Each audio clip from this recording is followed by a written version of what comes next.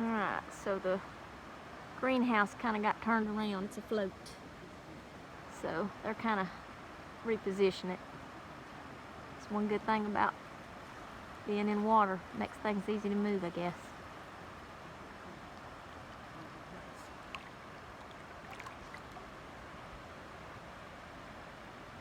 This is it.